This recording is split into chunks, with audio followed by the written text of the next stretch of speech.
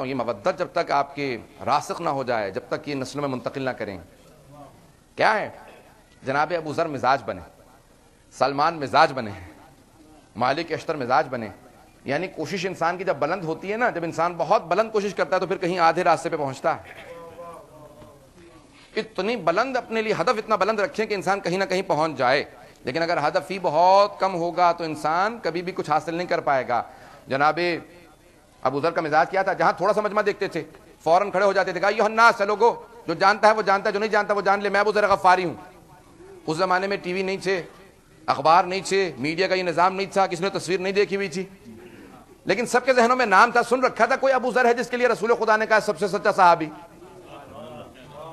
اگر بات واضح ہو رہی ہو، سب کے ذہنوں میں اچھا سب سے سچا صحابی، اچھا یہ ابو ذر ہے. فوراً کہتے کہ میں نے اپنی آنکھوں سے دیکھا، کانوں سے سنا رسول خدا کو یہ کہتے ہوئے کہ من کنت مولا فہذا علی مولا. اب کیا ہونا تھا؟ وہی ہوا جو جس کا ڈر تھا. جناب ابو ذر پہ پابندی لگ گئی، کہ تم بول نہیں سکتے، حدیث بیان کرنا ہی جرم ہے، جو حدیث بیان کرے گا اس کو کوڑے لگیں گے. تو جناب ابو ذر غفاری کا مزاج یہ تھا، جہاں مجمع دیکھتے تھے اپنا فریضہ پورا کرتے تھے. یہ ہے امر بالمعروف نہی عن المنکر. جہاں دیکھتے تھے کہا کہ میں نے خود سنا رسول خدا کو کہ رسول خدا نے فرمایا کہ علی بن ابی طالب کی ولایت.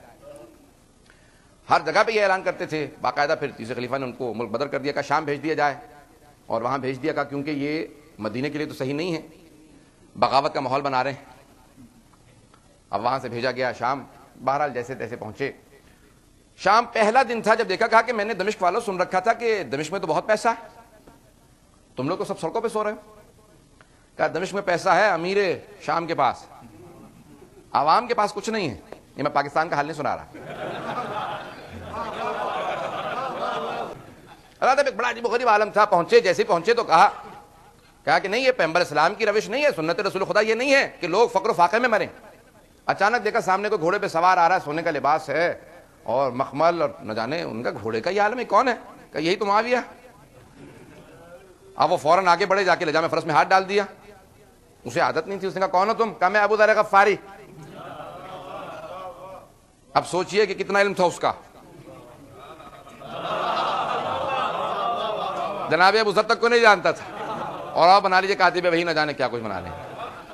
جو ساتھ ساتھ رہنے والے صحابی کو نہ جانتا ہو اس کے فضائل نہ لکھیے. پہنچ کے حضرات کے نہیں پہنچ. جناب ابو ذر ہمیشہ عاشق رسول تھے، ہمیشہ ساتھ تھے. کہا کہ میں انا ابو ذر، میں ابو ذر غفاری ہوں. فوراً کہا آئیے تشریف لائیے، میرے محل میں بہت جگہ ہے. کہا مجھے محلوں کی عادت نہیں ہے.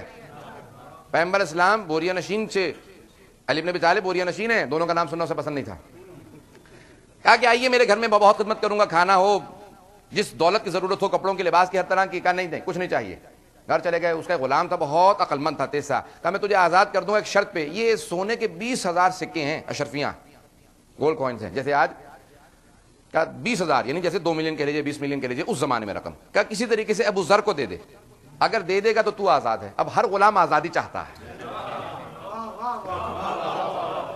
تھا بھی بہت عقل مند. اس نے کہا اگر آزادی مل جائے تو اس سے اچھا کیا. فوراً آیا. کہا ابو ذر یہ 20,000 دینار ہیں، اشرفیاں ہیں، سونے کے سکے ہیں. کہا اچھا سارے شام والوں کو پیسے مل گئے؟ یہ مزاج جناب ابو ذر ہے. کہا سارے شام والوں کو پیسے مل گئے؟ کہ نہیں، یہ آپ کے لیے مخصوص تحفہ ہے.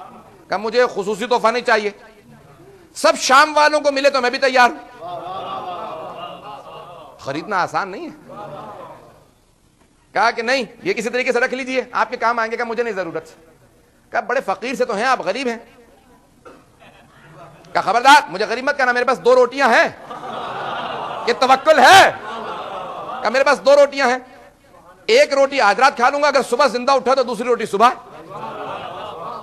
اس نے کہا دیکھو یہ باتیں اچھی لگتی ہیں کتابوں کے اندر، غریب آدمی ہو، فقیر ہو، جگہ جگہ سے پیوند لگے ہوئے ہیں، کپڑے پھٹے ہوئے ہیں، تم یہ پیسے رکھ لو، تمہارے کام آئے گا. خبردار دوبارہ مجھے فقیر مت کہنا، مجھ سے زیادہ ضرورت تو معاویہ کو ان پیسوں کی ہے. غریب میں نہیں ہوں، غریب وہ ہوتا ہے جس کے پاس ولایت علی نہ ہو. کہا غریب وہ ہے جس کے پاس ولایت علی نہ ہو، میرے پاس ولایت علی ہے. بس ایک مرتبہ اٹھا، واپس آیا، جیسا بھی ہوا. آنے کے بعد کہا معاویہ سے، کہا کہ یہ پیسے اپنے پاس رکھ لو، وہ بکنے والا نہیں ہے. کہا تم نے کوشش کی کہ اگر میں نہیں خرید سکتا تو کوئی نہیں خرید سکتا. کہا ابو ذر از ناٹ فار سیل. وہ ولایت علی کو چھوڑنے والا نہیں ہے. کہ پھر واپس بھیج دو، یہاں اس کا کوئی کام نہیں ہے. شام میں اس کا کوئی کام نہیں. واپس مدینے پہنچے، اتنی زحمتوں کے بعد، اس زمانے میں مدینے سے شام گئے زحمتوں سے، اور جب واپس آئے تو اونٹ کی کھال پہ باقاعدہ ان کو جب بٹھایا گیا تو کہا جاتا ہے کہ کوئی وہاں پہ پالان نہیں تھا. اور اہتمام تھا، ساری ان کی ٹانگوں پہ زخم ہو گئے، بوڑھے تھے. پہلے دن پہنچے، دیکھا ناانصافی ہو رہی ہے، فوراً بول اٹھے، کہا یہ غلط ہے. جیسے کہا یہ کام غلط ہے تو اس نے قاضی نے فوراً کہا تم کون ہو؟ کہا میں ابو ذر ہوں. کہا میں خلیفہ کا اپوائنٹڈ قاضی ہوں. کہا میں رسول خدا کا اپوائنٹڈ صحابی ہوں. خبردار. کہا اس کو گرفتار کر لو. جناب ابو ذر کو گرفتار کیا گیا، لایا گیا، جسے خلیفہ کے پاس لے گیا. کہا کہ یہ گستاخی کر رہا ہے، یہ کہتا ہے کہ اس کو آپ کا اپوائنٹڈ آدمی قبول نہیں ہے. کہا کیا بات ہے ابو ذر، تم واپس آ گئے؟ کہا ہاں، اس کو منظور نہیں تھا کہ میں باہر ہوں، اس نے واپس بھیج دیا ہے. کہا پہلا ہی دن ہے تمہارا اور پھر دوبارہ تم نے وہی حرکتیں شروع کر دی جس کی وجہ سے تمہیں ملک سے ایگزائل کیا گیا تھا. یہ ہے جناب ابو ذر. کہا کہ دیکھو بات سنو، میں نے خود رسول خدا کو اپنی آنکھوں سے اور اپنے کانوں سے سنا ہے، دیکھا ہے آنکھوں سے کہتے ہوئے کہ جب میرے ممبر پہ بنو امیہ آ جائیں تو دین کی فاتحہ پڑھ لینا. وہ بنو امیہ سے پورا سلسلہ، وہ سارا کا سارا خاندان بنو امیہ کا تھا. یہ جملہ کہا ابو ذر تم جھوٹ بول رہے ہو. کہا بات سن، نہ مجھے جھوٹ کی عادت ہے نہ شوق، میں ہمیشہ سچ کہا کرتا ہوں. کہ جا گواہ لے کے آ، نہیں تو تجھے کوڑے ماروں گا. پیغمبر میں جھوٹی حدیث باندھنے کے کوڑے ہیں. ایک مرتبہ جناب ابو ذر کھڑے ہوئے دربار میں، کہا تم میں سے بہت سے افراد موجود تھے جب پیغمبر نے مجھ سے کہا تھا کوئی گواہی دے دو، لیکن وہ درباری ہو چکے تھے. اب سب خاموش ہیں. جناب ابو ذر اسی در پہ آئے جہاں ہر مشکل کی مشکل کشائی ہوا کرتی تھی. آنے کے بعد دستک دی. کہا مولا مجھے آپ کی مدد کی ضرورت ہے. مولا نے فوراً کہا ابو ذر تمہیں ضرورت ہے، چلو. یہ نہیں کہتے کہ میں سوچ لوں، حکومت کا معاملہ نہیں. فوراً آئے. کہا کہ میں گواہی دیتا ہوں جو ابو ذر کہہ رہا ہے سچ ہے. کہا یا علی آپ نے ایک طرفہ فیصلہ کیا، ون سائیڈڈ بات ہے. آپ نے صرف ابو ذر کی سنی ہے، میری سنی ہی نہیں. توجہ حضرات ہے، صرف ابو ذر کی سنی، میری بات نہیں سنی. فیصلہ تب دینا چاہیے جب آپ دونوں باتیں سن لیں، دونوں پارٹیز کی بات سنیں. میری بھی سنتے ابو ذر کی سنتے پھر فیصلہ دیتے. کیا بات سن، میں نے سنا ابو ذر کا بھی کچھ نہیں.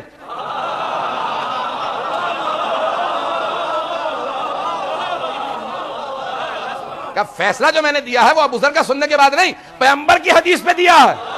پیغمبر نے کہا تھا نہ زمین نے اٹھایا نہ آسمان نے سایہ کیا اتنا سچے آدمی پہ جتنا کہ ابو ذر.